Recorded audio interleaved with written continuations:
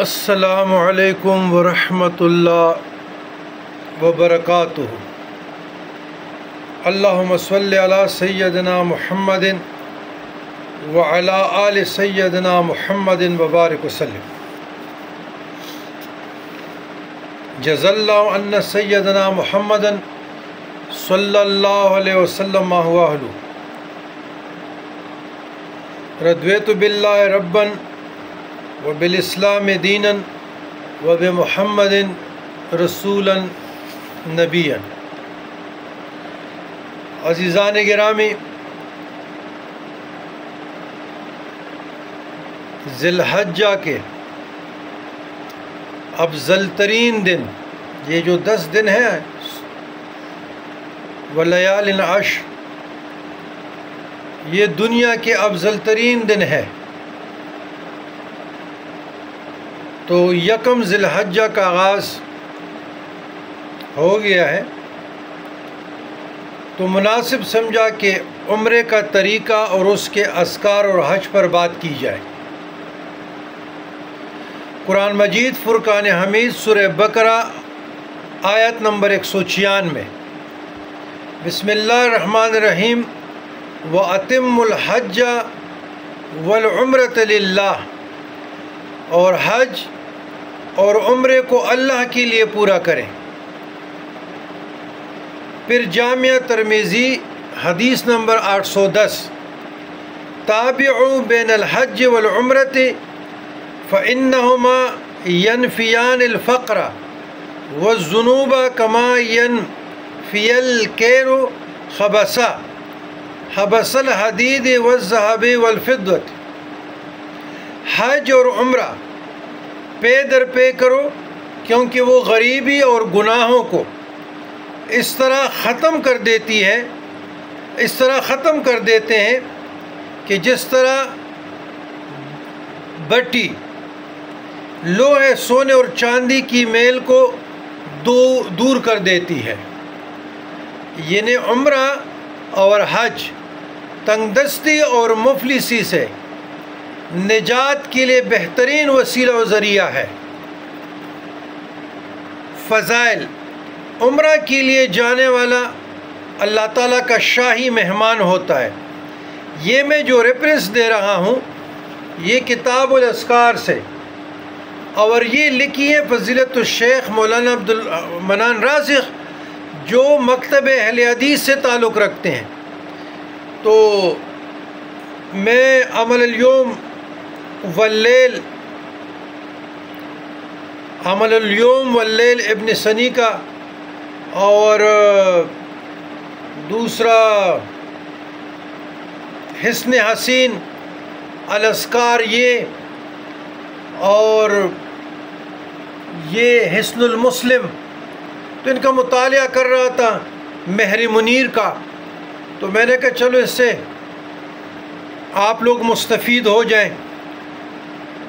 عمرے کے لیے جانے والا اللہ تعالیٰ کا شاہی مہمان ہوتا ہے، اور اللہ تعالیٰ اپنے مہمانوں کی مہمان نوازی میں بخشش و رحمت، خیر اور برکت، عزت اور سعادت کے کئی خزانے تحفہ میں پیش کرتے ہیں۔ سبحان اللہ۔ ہر سچا مسلمان قبولیت کی سوغات لے کر واپس آتا ہے، اور سچے جذبے سے کیا ہوا عمرہ آدمی کی ساری عمر سنوار دیتا ہے۔ نیز رمضان المبارک میں عمرہ کرنا رسول اللہ صلی اللہ علیہ وسلم کے ساتھ حج کرنے کے برابر ہے۔ زندگی میں یہ اعلیٰ شرف اور عظیم سعادت ضرور حاصل کریں۔ یعنی رمضان المبارک میں کوشش کریں کہ آپ لوگ ایک عمرہ کریں۔ اللہ ہمیں بھی لے جائیں، بار بار آپ لوگوں کو بھی لے جائیں۔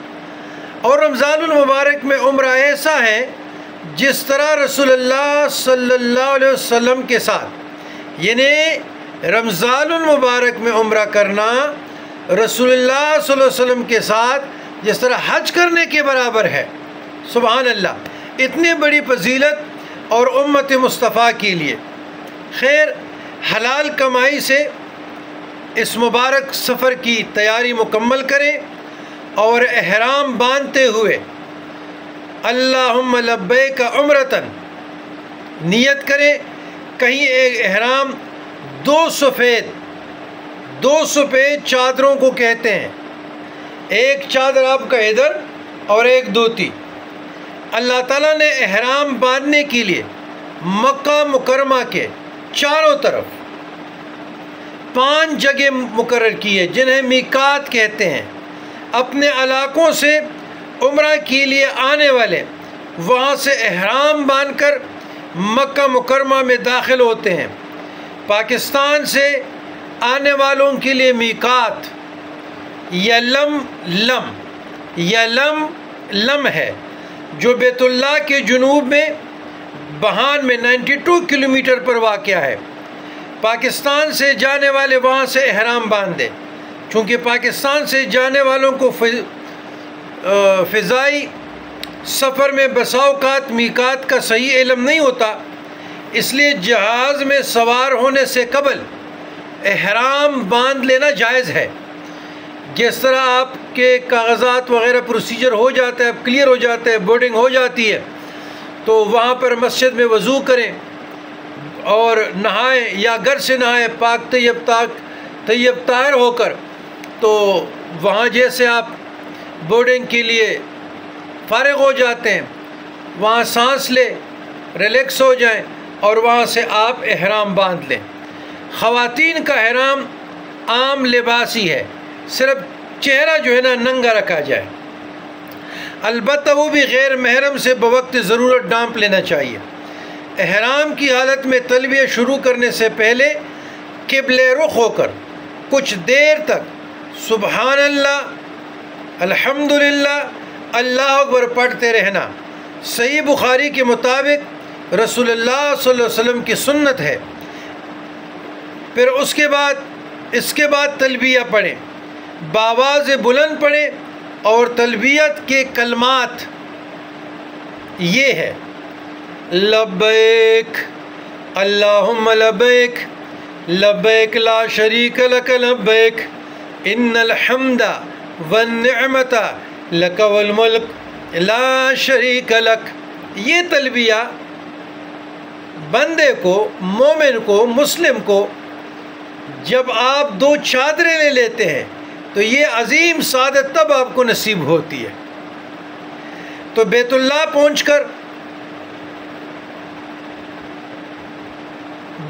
پہنچ کر تلبیہ بند کریں. یاد رہے احرام باندھنے کے بعد بیت اللہ شریف تک کوئی خاص دعا رسول اللہ صلی اللہ علیہ وسلم سے ثابت نہیں، حتیٰ کہ بیت اللہ کو دیکھ کر مانگی جانے والی دعا بھی صحیح حدیث سے ثابت نہیں. یہ اہل حدیث کا موقف ہے، کہ بیت اللہ کو دیکھ کر مانگی جانے والی دعا صحیح حدیث سے ثابت نہیں. یہ اہل حدیث کا موقف ہے، ہمارے مقلدین کا نہیں ہے. طہارت کی حالت میں بیت اللہ پہنچ کر مرد حضرات اپنا دائیں کندھا پہ، یہ دائیں کندھا ننگا کریں اور درجہ ذیل ترتیب سے جو ابھی بیان کرنے لگا ہوں تو عمرہ مکمل کریں. یاد رکھیے گا جب ہم احرام باندھتے ہیں، تلبیہ پڑھتے ہیں، تو اس وقت سے لے کر بیت اللہ تک کوئی خاص دعا مذکور نہیں. البتہ تلبیہ تو ہے نا جی، لبیک اللہم لبیک لبیک لا شریک لک لبیک ان الحمد والنعمت لک والملک لا شریک لک. جب تک آپ بیت اللہ میں پہنچے نہیں تو یہ آپ نے پڑھتے رہنا ہے. اس سے بڑی ذکر کون سی ہو سکتی ہے، اور اس سے بڑی تلاوت، اس سے بڑی دعا کون سی ہو سکتی ہے. تو پھر جب آپ وہاں پہنچ جائیں تو حجر اسود کے برابر سے طواف کا آغاز کریں. حجر اسود کے قریب آپ نے اپنے ہاتھوں سے بسم اللہ اللہ اکبر ایسے کہنا ہے، ایسے چوم لینا ہے. ممکن ہو تو بوسہ دے یا ہاتھ لگا کر چومے یا حجر اسود کی طرف منہ کر کے اللہ اکبر کہہ دیں۔ یہ عمل ہر چکر میں دہرانا مسنون ہے۔ پہلے 3 چکروں میں ذرا تیز چلیں، اچھل اچھل کر پلوانوں کی طرح، بعد کے چکر عام رفتار کے ساتھ مکمل کریں۔ 7 چکروں میں کوئی بھی دعا مانگی جا سکتی ہے۔ رسول اللہ صلی اللہ علیہ وسلم سے طواف کے چکروں کے درمیان پڑھنے کے لیے کوئی خاص دعا ثابت نہیں ہے، البتہ رکن یمانی سے لے کر حجر اسود تک، رکن یمانی سے، مثلا یہ رکن یمانی ہے، جب آپ ایسے آئیں گے تو یہ حجر اسود تک، اللہم ربنا آتنا فی الدنیا حسنۃ وفی الآخرۃ حسنۃ وقنا عذاب النار، یہ دعا پڑھنا مسنون ہے۔ 7 چکر مکمل کرنے کے بعد مقام ابراہیم کے سامنے 2 رکعت ادا کریں۔ پہلی رکعت میں سورہ کافرون، دوسری رکعت میں سورۃ اخلاص پڑھیں، اس کے بعد زمزم پی لیں، اور اگر ممکن ہو تو حجر اسود کو بوسہ دیں یا حجر اسود کے سامنے کھڑے ہو کر اللہ اکبر کہنے کے بعد باب الصفا کی طرف صفا پہاڑی کا رخ کریں۔ پہاڑی پر چڑھتے ہوئے 3 بار اللہ اکبر کہیں اور پہاڑی پر پہنچ کر قبلہ رخ ہو کر مندرجہ ذیل کلمات 3 مرتبہ جو ابھی میں پڑھنے جا رہا ہوں یہ دہرائیں اور ہر بار دعا کریں۔ اچھا، اب سوال یہ ہے کہ ہم 7 چکروں میں طوافوں میں کیا پڑھیں گے؟ جو دعا آپ کو یاد ہے، جو دعا آپ کو یاد ہے وہ پڑھے، جو دعا نماز کے اللہم ربنا پڑھے، یا الحمدللہ رب العالمین سورۃ فاتحہ بھی دعا ہے یہ پڑھے، یا درود ابراہیمی پڑھے، کوئی بھی دعا آپ کو یاد ہو بار بار کثرت سے ہر طواف میں پڑھے، جائز ہے، کوئی ممانعت نہیں ہے۔ جو دعا آپ کی جی میں آئے، کوئی خاص دعا منقول نہیں ہے، البتہ رکن یمانی سے حجر اسود تک اللہم ربنا منقول ہے اور مسنون ہے۔ اچھا جی، جب ہم باب الصفا پہ آ گئے، اللہ اکبر ہم نے پڑھ لیا، ابھی تو وہ اونچائی نہیں ہے، ٹیلے نہیں ہے، پہاڑ نہیں ہے، لیکن پھر بھی سنت تو ہے نا جی، لا الہ الا اللہ وحدہ لا شریک لہ لہ الملک ولہ الحمد وہو علی کل شیء قدیر، لا الہ الا اللہ وحدہ انجز وعدہ ونصر عبدہ وہزم الاحزاب وحدہ۔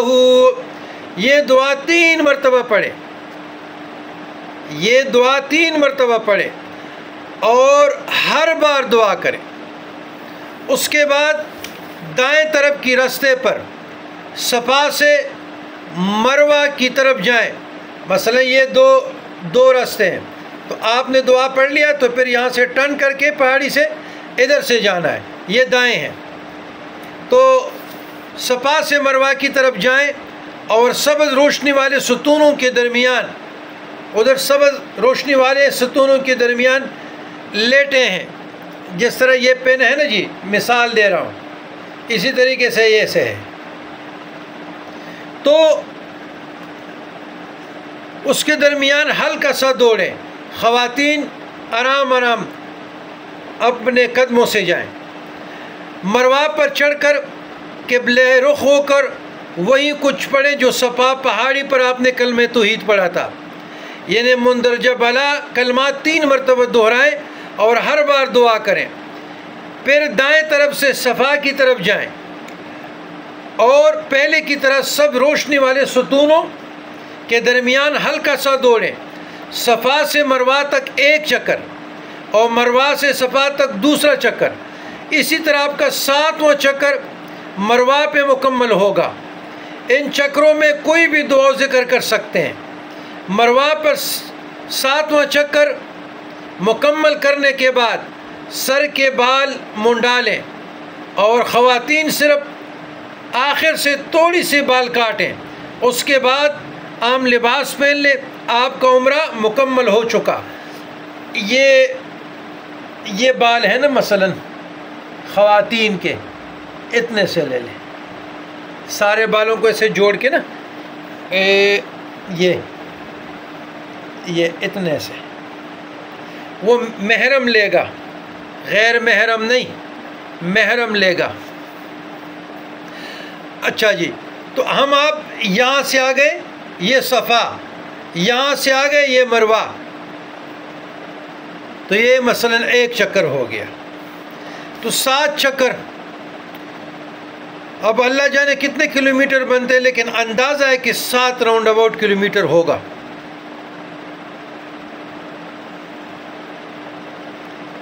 ہم صفا سے گئے مروہ، مروہ سے آ گئے صفا، جب صفا سے آپ گئے مروہ، یہ ایک چکر ہو گیا، پھر مروہ سے آگے صفا، یہ دوسرا ہو گیا۔ تو اسی طریقے سے یہ 7 چکر آپ لوگوں نے مکمل کرنے ہیں۔ چند ضروری مسائل، اگر کسی کی طرف عمرہ کرنا ہو تو اللہم لبیک عمرتن کے بعد ان کہہ کر اس شخص کا نام لے۔ نمبر 2، 7 چکر پورے کر کے مقام ابراہیم کے سامنے 2 رکعتیں پڑھنے سے پہلے دائیں کندھا جو ننگا تھا اس کو ڈانپ لے۔ اگر ہجوم کی وجہ سے بالکل مقام ابراہیم کے سامنے رکعت نہ پڑھی جائے تو مسجد میں کہیں بھی، بیت اللہ میں کہیں بھی آپ پڑھ سکتے ہیں۔ ممکن ہو تو ہر چکر میں رکن یمانی کو صرف ہاتھ لگا کر چھو لیں۔ اس سے یہ ثابت ہوا کہ آپ اپنے والد کے لیے جو دنیا سے گئے ہیں، آپ ان کے لیے عمرہ کر سکتے ہیں، ایصال ثواب کر سکتے ہیں۔ عمرے کا ایصال ثواب آپ کر سکتے ہیں، حج کا کر سکتے ہیں۔ طواف کا جو ہے نا، دوسروں کے لیے طواف، تو یہ ہمارے علماء نے اجازت تو دی ہے، لیکن مسنون اعمال میں سے نہیں ہے۔ بہتر ہے اگر آپ کے کسی کے ساتھ پیار ہو اس کے لیے عمرہ کریں۔ اچھا جی، ممکن ہو تو ہر چکر میں رکن یمانی کو صرف ہاتھ لگا کر چھو لے۔ چکروں کی تعداد میں شک پڑ جائے تو کم تعداد کو شمار کر کے باقی چکر پورے کر لے۔ نمبر 4، دوران طواف وضو ٹوٹنے پر دوبارہ وضو کرے اور جہاں سے آپ کا وضو ٹوٹ گیا تھا وہیں سے دوبارہ مکمل کرے۔ 5، پاکستان جانے والے احباب مسجد عائشہ یا اپنی رہائش گاہ سے احرام باندھ کر عمرہ نہ کریں، کیونکہ یہ درست نہیں۔ اچھا، اب یہ مسئلہ کیا ہے؟ یہ مسئلہ جو ہے، میں پاکستان سے جا رہا ہوں، ٹھیک ہے، اب مجھ پہ یہ لملم گزر گیا، تو پھر میں مسجد عائشہ سے عمرہ جب نیت کروں گا تو یہ مجھ پہ دم پڑ جائے گا، یہ اس صورت میں درست نہیں ہے۔ لیکن اگر کوئی حاجی اپنا پہلا عمرہ کرے اور پھر مسجد عائشہ سے عمرہ کرنا چاہے تو بالکل جائز ہے، اور یہ تمام امت کے لیے نمونہ ہے۔ امہات المؤمنین سیدہ عائشہ رضی اللہ تعالی عنہ کا سنت ہے، اس سے بڑھ کر بڑی سعادت اور کیا ہو سکتی ہے؟ لہٰذا جو لوگ سلفی حضرات کہتے ہیں کہ یہ درست نہیں ہے، ان کے پاس کوئی دلیل نہیں ہے، صرف اتنا ہی کہے گا کہ درست نہیں ہے۔ وہ کیسے درست نہیں ہے؟ آپ کوئی قرآن کی آیت یا کوئی حدیث سے کوئی تو ثابت کرے نا جی، کہ یہ جو مسجد عائشہ سے حضرت عائشہ صدیقہ رضی اللہ تعالیٰ عنہ نے عمرہ کیا تھا عذر کی حالت میں، تو وہاں سے کون سی ممانعت ہے؟ تمام متفقن علیہ، تمام مذاہب اربعہ اس پہ متفق ہے، ایک قلیل لوگ لوگوں کی عقیدوں سے کلوار کرتے ہیں۔ لہٰذا مسجد عائشہ رضی اللہ تعالیٰ عنہ سے عمرہ بالکل جائز ہے، بالکل درست ہے، اور سنت اما جان ہے۔ اچھا جی، نمبر 6، حیض والی عورتیں جو ماہرہ بیماریاں آ جاتی ہے وہ ذکر اذکار میں مصروف رہیں اور مسجد کی حدود میں داخل نہ ہو حرم کے۔ نمبر 7، احرام کی حالت میں شکار کرنا، نکاح کرنا یا کروانا، خوشبو لگانا، ناخن کاٹنا منع ہے۔ نیز عورت داستانے پہنے اور نہ ہی نقاب کریں۔ نیز عورتیں داستانے پہنے اور نہ ہی نقاب کریں۔ اچھا، اب ادھر ایک مسئلہ آ گیا کہ جو خواتین مینسز میں تھے، ذکر و اذکار کرنے حدود حرم میں بھی نہیں جا سکتے، جیسے اس کی مینسز ختم ہو جاتی ہے تو اس پہ لازم ہے کہ وہ اپنا عمرہ شروع کریں۔ اگر احرام میں ہے اور دوران سفر پہنچتے اس کو مینسز آ گئے تو جب تک آپ کے مینسز ختم نہ ہو تو آپ حدود حرم میں قدم رنجا نہ ہو۔ اگر آپ ادھر مثلا عمرہ کر لیا اور اس کے بعد آپ کے مینسز آئے تو آپ نے ذکر اذکار جو روٹین ہے، نماز آپ پہ نہیں ہے، حدود حرم میں آپ قدم نہ رکھیں، پھر جب طیب طاہر ہو جائیں تو مسجد عائشہ سے جدید نئے نیت کے ساتھ، نئی احرام کے ساتھ دوسرے عمرے کے لیے آپ اپنا نیت کر سکتے ہیں۔ چند ضروری آداب۔ عمرہ اور حج کے لیے بہت لوگ جاتے ہیں لیکن وہاں پہ ادب کا خیال نہیں رکھتے۔ چند ضروری آداب۔ حرمین شریفین میں، بیت اللہ میں تصویریں اتارنا ناجائز کام ہے، سیلفیاں بنانا ناجائز کام ہے۔ حرم شریف کو سرگاہ سمجھ کر اس کی حرمت پامال نہ کرے۔ جس قدر ممکن ہو کعبۃ اللہ کے قریب جا کر فرائض نوافل ادا کرے، قرآن کی تلاوت کرے، اذکار کریں، دعائیں کریں۔ دروازے اور حجر اسود کے درمیان بیت اللہ کی دیوار کو ملتزم کہتے ہیں۔ موقع ملتا رہے تو وہاں چمٹ کر رو رو کے دعا مانگے، زیادہ سے زیادہ طواف کرے۔ جب آپ کعبۃ اللہ میں جائیں تو کعبۃ اللہ کی عظمت، سیادت، سب سے بڑی عبادت وہاں کیا ہے؟ طواف کرنا ہے۔ رکوع اور سجود لمبے لمبے کرے اور تلاوت قرآن کا خوب اہتمام کرے۔ محروم ہے وہ شخص جو وہاں بھی جی بھر کے عبادت نہ کر سکا، اور نامراد ہے وہ شخص جو اس پاک دھرتی میں بھی فرائض کی ادائیگی میں غفلت کا شکار ہو گیا۔ نماز تہجد اور اشراق کی پابندی کریں اور صبح و شام کے اذکار وظائف پورے اہتمام کے ساتھ پڑھتے رہیں، اور اسی طرح مسنون دعاؤں کو بھی بار بار پڑھتے رہیں۔ عقیدت میں عقیدے اور سنت کا خیال رکھیں، اور یاد رہے کہ سنت کو چھوڑ کر من مرضی سے اجر و ثواب نہیں ملتا۔ یہ حاضرین کرام عمرے کا مختصر بیان جو میں نے تعلیم فرمایا، تو یاد رکھیے گا آپ ایصال ثواب کر سکتے ہیں۔ ایصال ثواب کسی کو عمرہ، حج بدل بھی کر سکتے ہیں، لیکن عمرہ میں زیادہ سوالات آتے ہیں اور حج بدل پہ تو ساری دنیا کلیئر ہے۔ جی بالکل آپ حج بدل کر سکتے ہیں، اور اس کا نیت ان سے شروع کرے جس طرح میں نے کہا۔ ہاں، طواف کے معاملے میں وہ آپ کے انفرادی عمل ہے، وہ دوسرے کے لیے کہاں کر سکتے ہیں، تو طواف زیادہ سے زیادہ کیے جائے، اور کوشش کیجیے حالات احرام میں بھی نا آپ حجر اسود سے گریز کریں، اس لیے کہ حجر اسود کو خوشبو لگی ہوتی ہے، تو اگر ہم احرام کی حالت میں اس کے ساتھ چمٹتے ہیں یا بوسہ لیتے ہیں تو دم واجب ہونے کا یا صدقے کا پھر یہ دینا پڑے گا۔ تو لہٰذا احرام کی حالت میں حجر اسود کو یا کعبۃ اللہ کے در و دیوار کو بوسہ دینے سے گریز کریں، کیونکہ وہاں پہ نا خوشبو لگی رہتی ہے۔ تو دوران طواف یا دوران جو آپ کا پیریڈ ہے پاکستان سے لے کر کعبۃ اللہ ہوٹل تک فضول باتوں سے گریز کرے، لہو لعب سے گریز کرے، موبائل سے گریز کرے، تصویروں سے گریز کرے۔ آپ کے ساتھ جو آپ کا ساتھی ہے اس کو بھی کہہ دے کہ تلبیہ پڑھو، لبیک لبیک اللہم لبیک لبیک لا شریک لک لبیک ان الحمد والنعمت لک والملک لا شریک لک۔